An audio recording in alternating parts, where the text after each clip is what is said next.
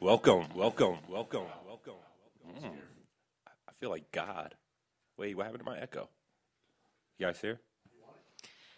Hello, welcome to Fully Baked Radio. You're listening to our weekly cannabis talk radio show on HamiltonRadio.net. If you guys want to call in to our show, we know we have lots of listeners out there. The number is 609-800-1003.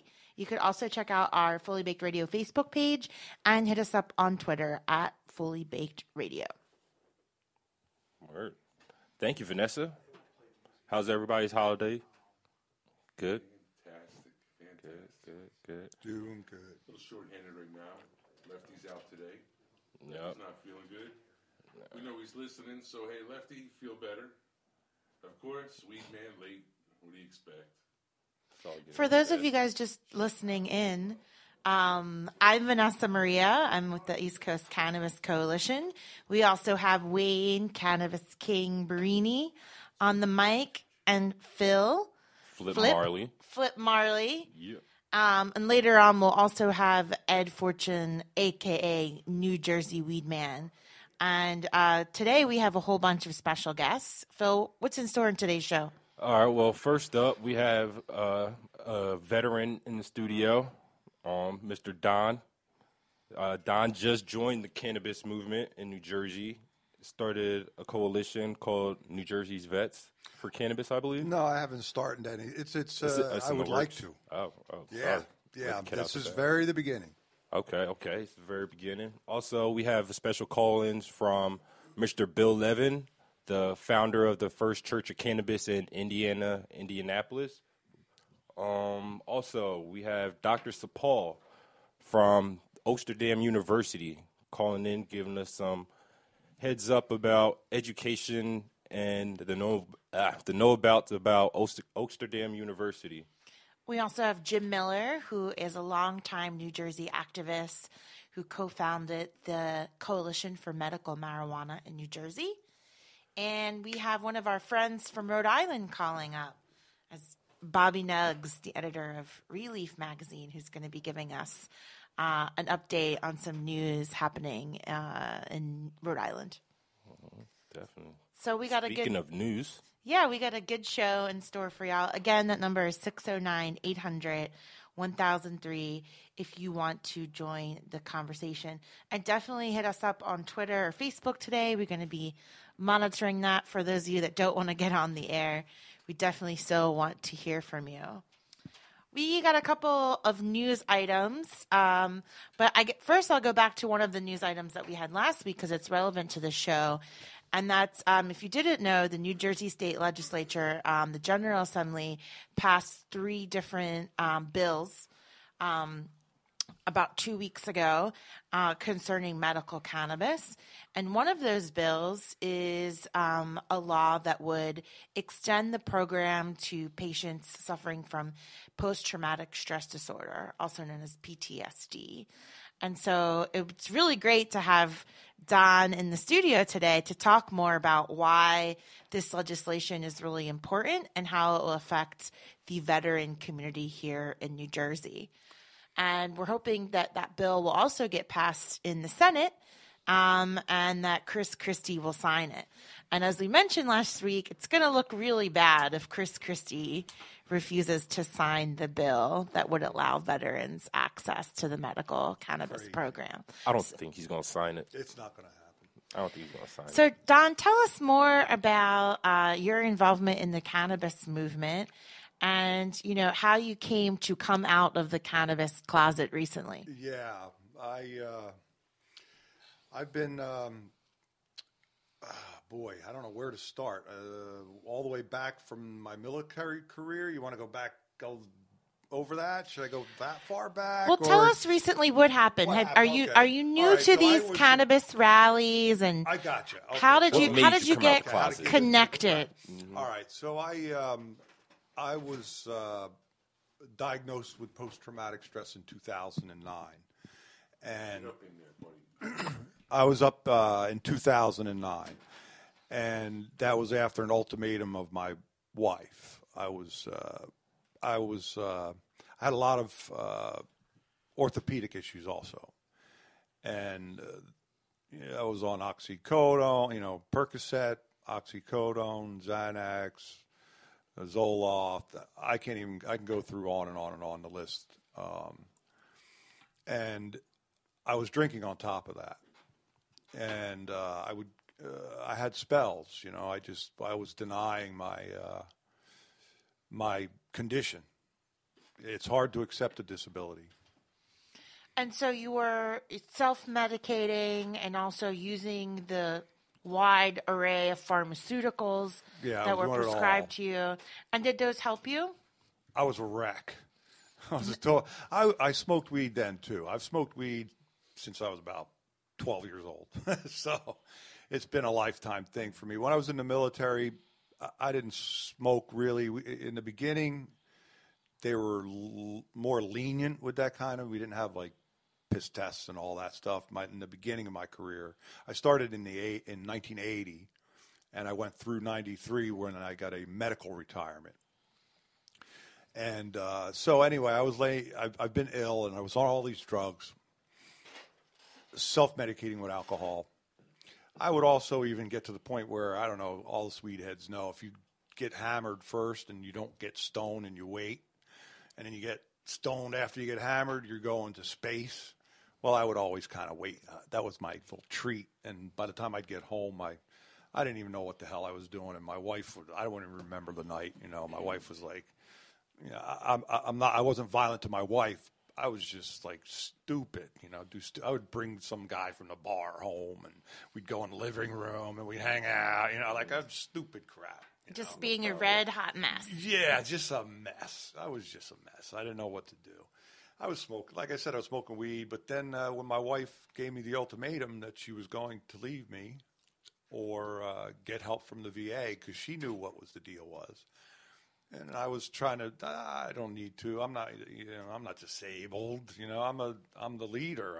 I started my own business. I own a business now, and I've built it to where I'm a silent partner in the business. So it's a good deal. So I spend a lot of my efforts on that instead of focusing on starting my business was actually probably a symptom of my post-traumatic stress, because I came absorbed with my business. My business was my life. And you were maybe trying to distract yourself from other distraction. thoughts. It was a complete distraction. So tell us more about your recovery. So So in 2009, after the ultimatum, I did the right thing. I got a great wife. She put up with a lot of crap for me for many years. Shout out to Mrs. Karpowicz out there. There you go. Hopefully she's listening. I texted her to listen. And then I got a service dog after that, after I got diagnosed, and post-traumatic stress was added to the Americans with Disability Act in 2010. So at that point, I knew that I was going to get a service dog. I was just waiting for the legislation to pass. It passed. And I went through the process, and I have a service dog.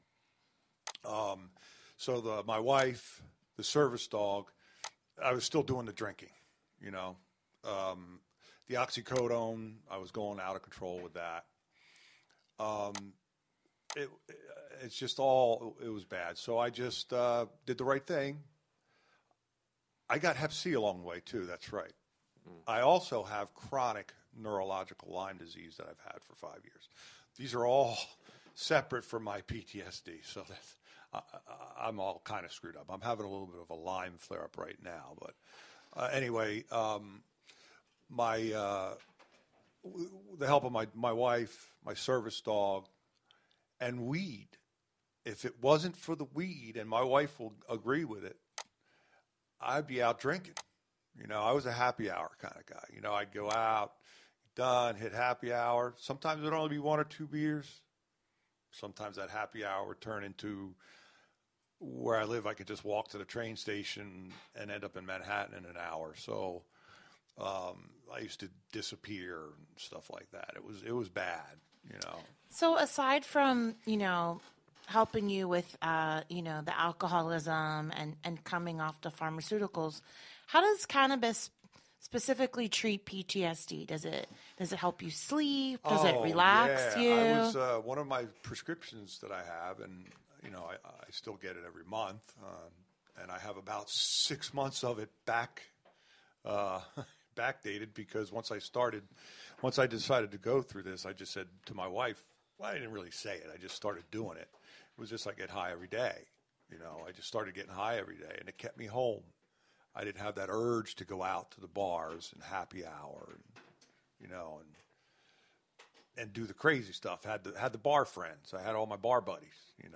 She hated that. She used to hang out in the bar with me, and then she stopped. So then the weed just makes me.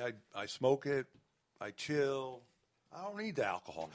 There was a transition period there. It took a few years, but I don't really even want to drink alcohol anymore. It's just kind of like I'm with people that smoke weed now, and not just with you guys. I have some other friends that I've met in the past 2-3 years that I've befriended, and we got really close, and we all smoke weed. So when I got those kind of people, we go over to each other's house, we hang out. I'm not out at the bars picking somebody in the bar that everybody hates, and I become the hero. That's kind of like the way I always kind of looked at it. You can always find somebody in a bar you can pick a fight with that's a justified fight. So hold on, I think we have a caller calling in.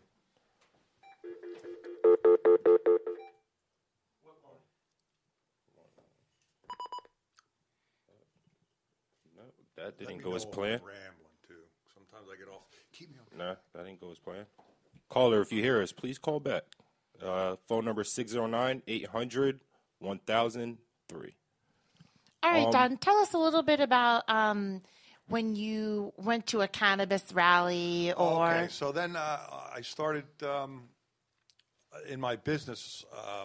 I was hesitant to have anything to do with cannabis, at all, publicly, because I own a business, and I didn't want my face to be out there with the business for obvious reasons. Right, because there's stigma attached to folks who are, Well, there's stigma and... attached with PTSD, too. Right. So I have those two stigmas, not just me. People in my situation have those two things. So when was the first time you went to a rally, or where was it? So I decided on Facebook I started getting active. And then for a long time, I friended... Hold on, we have a caller calling in. Sorry for cutting you off. Fully Baked Radio, you're on the air. Well, I'm on the air with Big Wayne. Are you guys behaving yourselves? But of course. Who we got on the line, caller? This is your producer. Okay, Ruben, why are you calling us in, baby? You should be here, babe. I am on my way. Listen, I got a new host coming on the air, and he wants to ask Wee Man a question real quick. The Wee Man's not in right now. He's not there? Apparently you're not listening to our show. Thank you. Thank you, producer. Hold on, we're having a phone call. Thank you. Hey, Don, I have a question for you. Where exactly do you plan on taking the New Jersey vets for Well, I would like cannabis? to I think just the fact that I've decided in my life now that it's time to profess that marijuana is good for me, and it's not what the stigma said. So my veterans are dying, and I can tell you, I know a lot of veterans of my brothers that have killed themselves, and almost without exception, they're drunk. They're wasted on alcohol. I can't even tell. I'm sorry. What's that? Hello? Technical difficulties. Okay, am I coming through? Test. You're doing all right. You see how you got to get up in there? Test. Am I coming through? Should I get close like this? Yes. Now I can hear myself. Okay, because you're saying like 3 inches. All right, get closer like this. Exactly. All right, I think it's time for us to go to break.